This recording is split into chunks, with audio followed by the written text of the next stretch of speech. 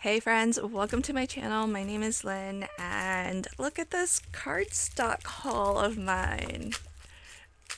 I have been very fortunate and blessed to have been on the cut cardstock design team this past year, and I've got a couple more months on the team, and so they just released our quarterly store credit so that we can sort of restock, pick some more cardstock colors to craft with and share inspiration with you. And so what I did was I actually went through and tried to pick up all of the discount cardstock or pop tone cardstocks, which are the two in-house brands that are put out by Cut Cardstock. They do sell a variety of different brand papers and cardstocks, but they have a couple of in-house brands, and so I like to try to stick to those when I'm making projects for them. And so these filled kind of the gaps in what I had already, and as well what I didn't already have from them. And so what I thought I would do today is, there were actually found two more. So quite a haul. So let me show you the colors. I'm not gonna name them all, I don't think, but I do want to make a project today. So let me put these down.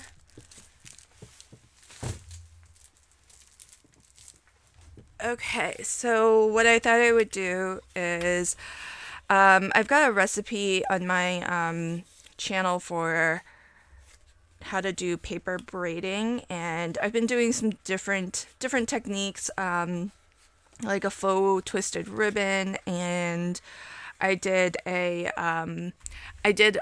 plaid, which I thought was a lot of fun. And this time I want to try doing a plaid, but I want to do a plaid that is multicolored, because that first plaid I did was all monochromatic. So even though these weren't necessarily chosen for this project, I'm actually going to pick papers from this new haul and create a plaid from them. So I'm going to think about it a little bit. I'm actually going to pull out my palette scout to help me because I'm not the best at picking colors, so I find that the palette scout is helpful. And then we'll get underway. So let's get started. So the first thing I'm gonna do is create a color palette, and I think the my favorite out of all of these is probably this really dark blue. Actually, in fact, they both look pretty similar to one another. One of them is Patriot Blue and the other one is Wild Blueberry. I'm not mad at the fact that they're pretty similar because I love this color and I know I'm gonna use it lots. When I held it up to the index card from my palette scout, it kind of looked like it could maybe match Midnight, but ultimately I ended up picking Neptune, which it is also a close match to. But I picked Neptune over Midnight because Midnight looks like it has some purplish tones to it. And when I flipped to the back of the Neptune card, I thought that I would choose the split complement color combination because it kind of looked like I might have colors that match it. So I just pulled out the I just really look at the the little shapes and the color. So but it ends up being Daylily and Flame. And I picked 5 cards that I thought would be a really good variety of value from light to dark. And I like to use the value cards out of the toolkit, also by Palette Scout and Zolly. And I actually did do a pretty decent job. So I'm going to keep the palette that I have here. I don't have anything at the far lightest end, but that's okay. Because really, at the end of the day, what you want is to have a selection of colors that span a nice range from light to dark. And that way, the colors will kind of pop a little bit better, especially when you put something that is darker against something that is lighter.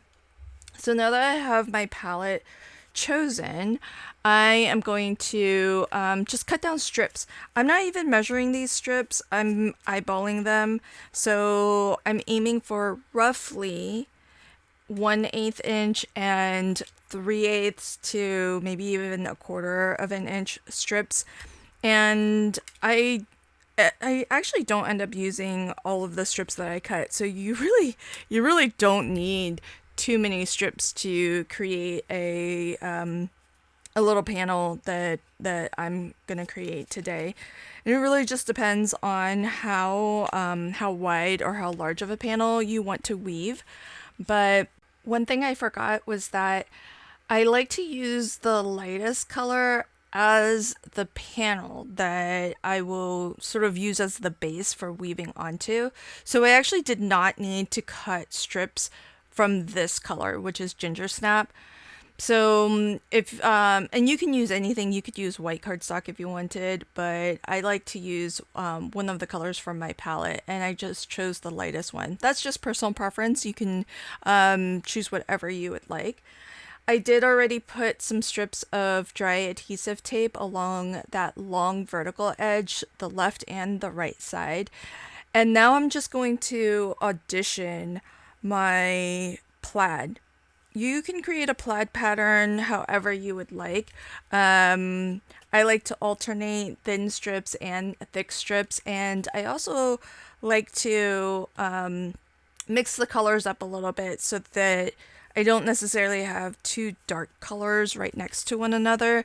And this is why it's important to have a nice spectrum or range of values in your cardstocks so that when you lay these strips down, you can alternate between darker ones and lighter ones, and that way each one gets a little bit more, it just pops a little bit better.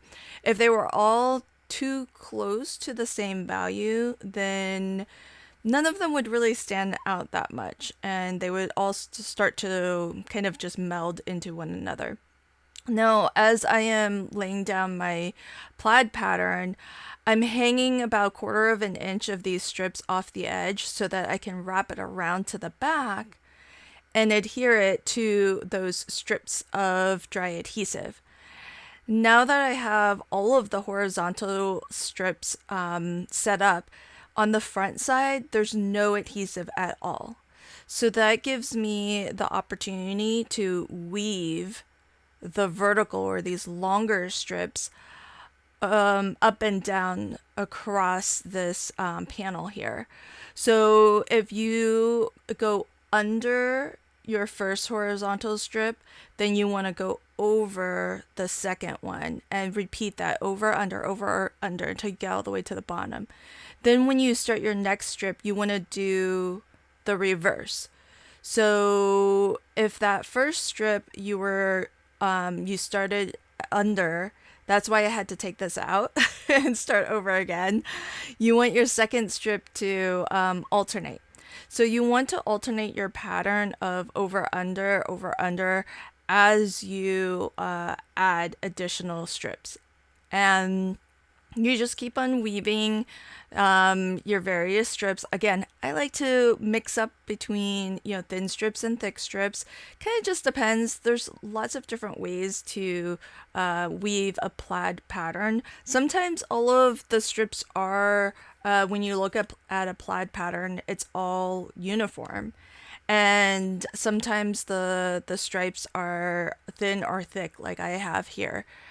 So really it's just personal preference, and once you know how to make these woven paper plaid panels, say that 10 times fast. It's really fun to just kind of play with different color combinations like I am here. The first time I did this, I went with a very safe monochromatic pattern, which turned out great. And this time I wanted to try something a little bit more bold, a little bit more interesting, and use some different colors. And I think it turned out really fun as well. I like the little pop of orange, which feels like it's very, it sticks out a lot. And that's why I stuck to only using thin strips of that one, and very sparingly as well. So now that my Plaid panel is complete, I did put a little bit of liquid adhesive behind the front of those strips, and then that way the whole thing is sort of tacked down a little bit. And now I can use this as kind of a design element on my card. Of course, you could definitely make these as long of a strip as you, or wide of a strip as you would like. You could make an entire A2 panel like this if you wanted. It takes a little bit of time to kind of set up that the horizontal lines to start, but the weaving actually goes pretty fast. So now that my woven panel is complete, I think I'm just gonna keep this really simple and add a nice large sentiment to it. So I love this die set. It's by Pink and Mean, and it's got this really cool alternating scallop border die that you can use, and I think it has two different size rectangles. And it's really great, but it also has this really large word and some smaller words too. And I always love in typographical graphics and whatnot where there's a mix of fonts, and this die set has that. So the word high is this really kind of large, almost like a typewriter-y, serif font. And then you have the word there. The die set also has a second word, I think friend. So you could have hi friend or hi there. But the word there is more in a like a more scripty and more cursive font. So just kind of fun. I like the mix of that. And because I feel like the pattern is a little bit busy, I wanted to add a shadow layer behind the letters because that will help to give it a little bit of lift and make it feel more dimensional, and as well make the letters pop a little bit more. And because the die doesn't have an actual like a bubble die or a shadow die, I just cut the letters out a second time out of a darker color. So because that orange, I didn't mean for the orange to be kind of the spotlight of my card, because remember I picked my palette with that dark navy blue as the central color, but ultimately I felt like the orange really is the star of this card, and orange actually is one of the colors I craft with the least, but it actually turned out to be the star on this card, which surprised even me. So that's one of the things that I really like about using the palette scout, because it helps me to really discover color combinations that I would never arrive to on my own. And then it also encourages me to use other colors, because I just go with what the how the palette scout is sort of directing me almost, and it's just fun to come up with these different color combinations that I would never use otherwise. And I like the fact that I'm getting a chance to also use the other colors in the rainbow besides teal, which is my favorite color. So there it is, my final card. I did stack the word there, that die cut multiple times, and I did have to put some 3D glue gel behind there, just because the letters are so thin, it's really hard to get foam behind there, and there is so much dimension on this card. I hope that you enjoyed my card today, and I'll leave links to everything in the description box below. Until next time, happy crafting and have a fabulous day. Bye!